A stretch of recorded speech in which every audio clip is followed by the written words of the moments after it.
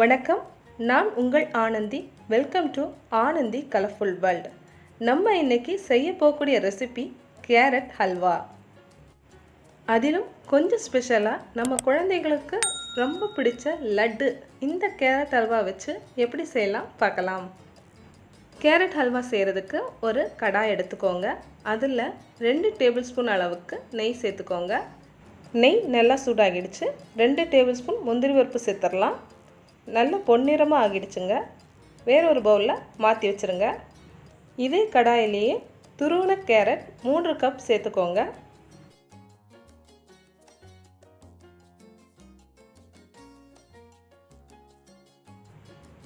துருவின கேரட்டை அந்த நெய்லேயே நல்லா வசக்கி எடுத்துக்கோங்க. கேரட் நல்லா வசங்கிடுச்சுங்க. இப்போ இதில் பால் 1/2 லிட்டர் சேர்த்துக்கோங்க.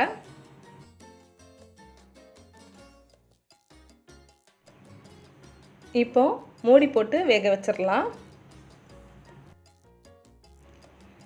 பால் நல்லா பொங்கி வருதுங்க. இப்போ மூடியை எடுத்துருங்க.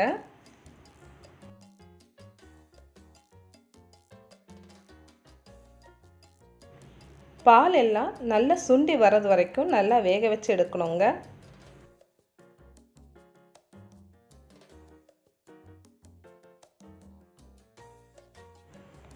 பால் நல்லா வத்த ஆரம்பிச்சிடுச்சுங்க. இப்போ சுகர் சேர்த்துடலாம். சுகர் 1/2 கப் சேர்த்துக்கோங்க. அடுப்பு மீடியம் ஃப்ளேம்லேயே இருக்கட்டும்ங்க. சுகர் சேர்த்ததுக்கப்புறமா கொஞ்சம் இளகி கொடுக்குங்க. அதனால் இந்த மாதிரி நல்லா வசக்கி விட்டுட்டே இருங்க. கேரட் நல்லா கெட்டித்தன்மைக்கு வந்துடுச்சுங்க. கடைசியாக ஏற்கனவே ரோஸ்ட் பண்ணி வச்சுருந்த முந்திரி பருப்பை இது கூட சேர்த்துக்கோங்க. பால் எல்லாம் நல்லா வற்றி கோவா பதத்தில் ஆயிடுச்சுங்க. கேரட் ஹல்வா சூப்பராக ரெடி ஆகிடுச்சு. கேரட் ஹல்வாவோட சூடு எல்லாம் நல்லா ஆறுனதுக்கப்புறமா ஃப்ரிட்ஜில் ஒரு 1/2 மணி நேரம் வச்சு அதற்கு அப்புறமா சாப்பிட்டு பாருங்கள். கேரட் ஹல்வா இன்னும் சூப்பராக இருக்குங்க. குழந்தைங்களுக்கு ரொம்ப பிடித்தமான லட்டு எப்படி செய்யலாம் பார்க்கலாம். அதுவும் இந்த கேரட் ஹல்வா வச்சு கையில் நல்லா நெய் தடவிக்கோங்க. நெய் தடவுனதுக்கப்புறமா ஒவ்வொரு உருண்டையாக இந்த மாதிரி உருட்டி எடுத்துக்கோங்க.